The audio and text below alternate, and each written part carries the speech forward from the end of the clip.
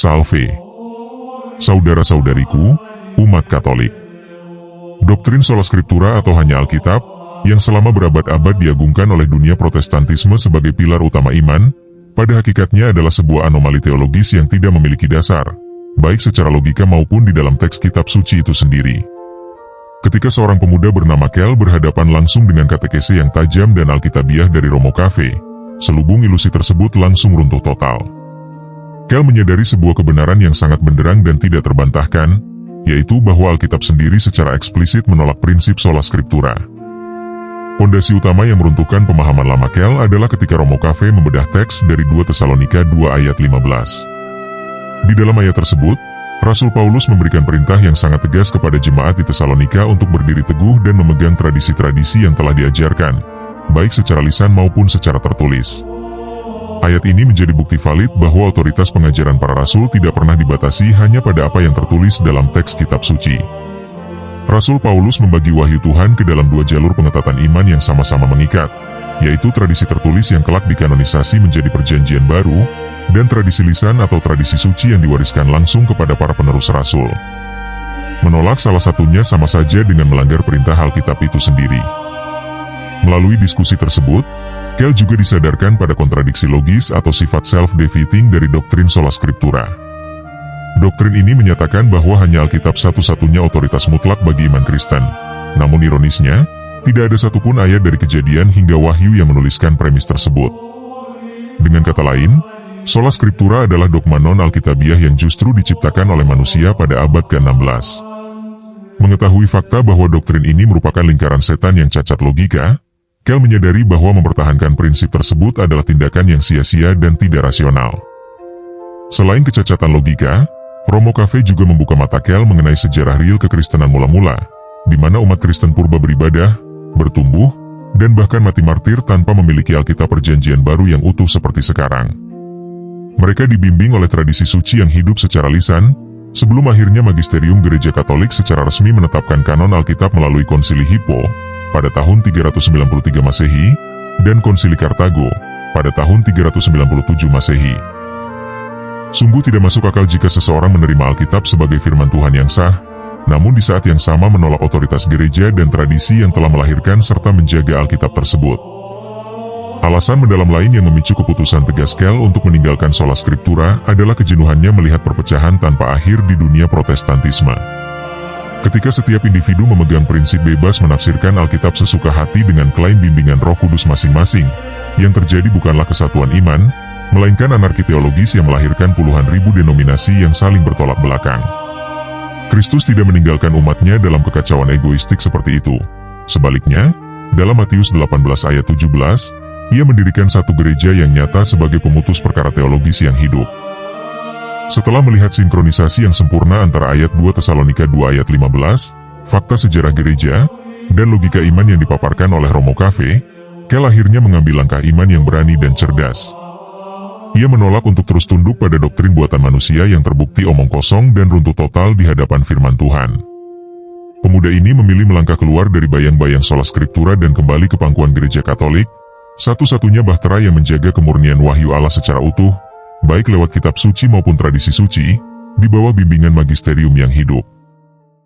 Aku percaya akan Roh Kudus, Gereja Kristus yang kudus, persekutuan para kudus, pengampunan dosa, kebangkitan badan, kehidupan yang kekal.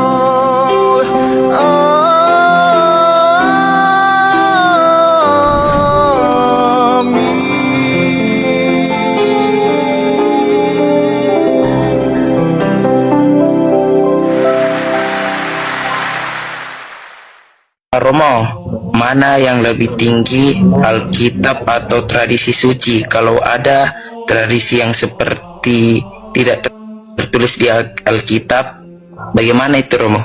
Dua-duanya sama-sama penting.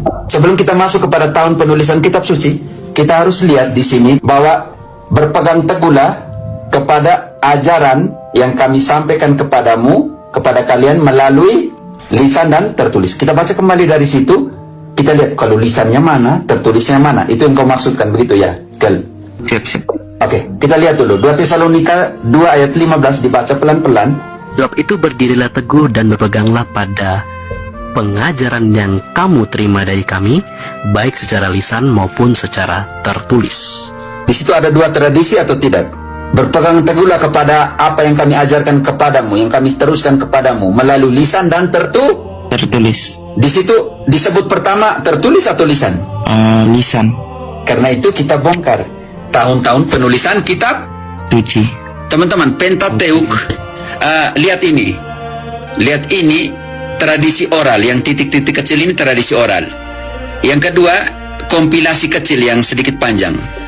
Lihat ini titik-titik, ini tradisi oral, ini kompilasi kecil, yang ini baru redaksi final.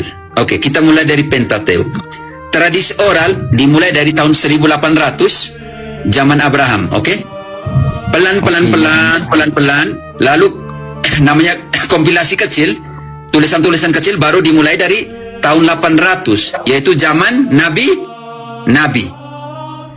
Terus jadi tulisan-tulisan kecil, belum redaksi final. Redaksi final yaitu tahun 450 sampai dengan tahun 400. Bayangkan, untuk jadi Pentateuch saja 5 kitab pertama butuh tahu dari kurangi bantu dulu kalkulator.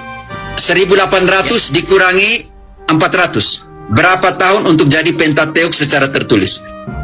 1800 kurang 400. 1400. 400 tahun. Bayangkan, butuh 1400 tahun. Engkau bisa mengerti? Kita untuk sampai kepada Pentateuch 5 kitab pertama tertulis butuh 1400. Dan lebih panjang di sini berada di dalam tradisi oral. Bayangkan. Agak belum Romo. Ini tradisi oral ini, titik-titik kecil ini.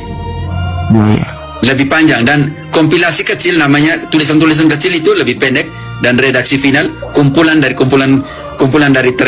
ini kompilasi kecil itu jadi tradisi jadi redaksi final. Kita langsung ke Perjanjian Baru karena itu panjang nanti.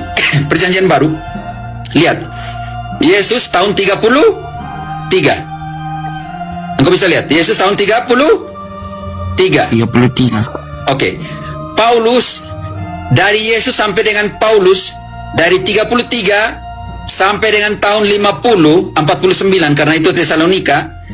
Berapa tahun itu jeda antara tahun 33 sampai dengan tahun 49? 17 tahun, Pater. 17 tahun berada di dalam tradisi Lisan. Mulailah tahun 49 dimulailah redaksi final dari surat-surat Paulus.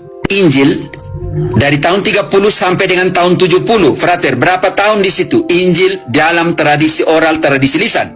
70 dikurangi 33. 70 kurang 33 berarti 37 tahun, Pater. 37 tahun gereja mewartakan Injil secara Oral. lisan. Tradisi lisan. Karena redaksi final dimulai setelah tahun 70 sampai dengan sebelum tahun 100. Lihat tahun ini. Di manakah Injil sebelum tahun 70, saudaraku? Lisan. Di lisan.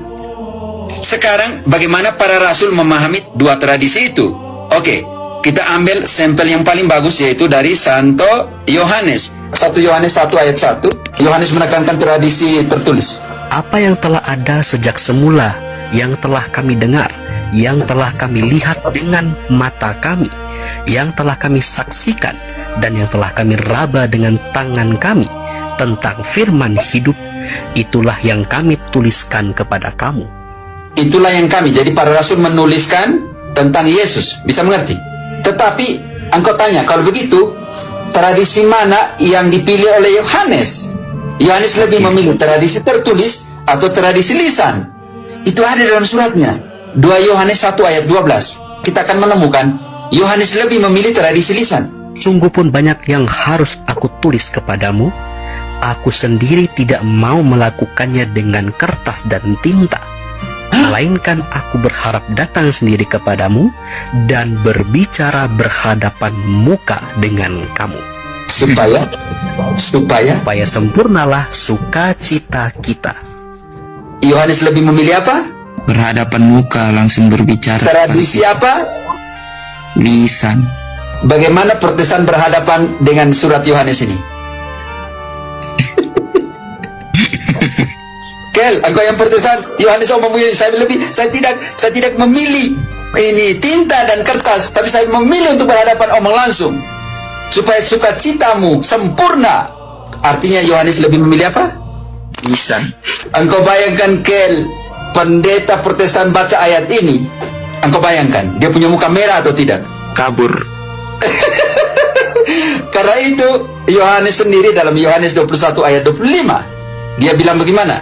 Jika masih harus ditulis semua tentang Yesus, tidak ada satu buku. Masih banyak hal-hal lain lagi yang diperbuat oleh Yesus. Akan tetapi, jika semua itu harus aku tuliskan satu persatu, maka agaknya dunia ini tidak dapat memuat semua kitab yang harus kutulis itu. Kalau itu ada di mana, Kel? Ada di tradisi. Oke, nanti kita lihat tradisi itu apa. Sekarang bab 20 ayat 30 yang sama, banyak mujizat. Memang masih banyak lagi tanda lain yang dibuat Yesus di depan mata muridnya yang tidak tercatat di dalam kitab ini. Haleluya! Di manakah itu, Kel? Lisan. Sekarang kita harus mengerti apa itu paradosis, apa itu tradisi. Traduhere di dalam 1 Korintus 11 ayat 23 bagian pertama. Sebab apa yang telah aku teruskan kepadamu telah aku terima dari Tuhan. Tradisi adalah yang kuterima, itulah yang kuteruskan. Yang kuterima, itulah yang kuwariskan. Yang kalian terima, itulah yang kuteruskan. Itulah yang kuwariskan. Itu definisi dari paradosis atau tradisi itu sendiri. Engkau masih percaya sola Scriptura? Solas. Itu apa, Romo? Yang hanya Alkitab ya? Engkau masih percaya hanya yang tertulis? Enggak. Yang seperti penjelasan tadi? Makanya gugur, engkau sebagai Protestan gugur di sini kalau itu. Aku percaya akan Roh Kudus, gereja Kristus yang kudus.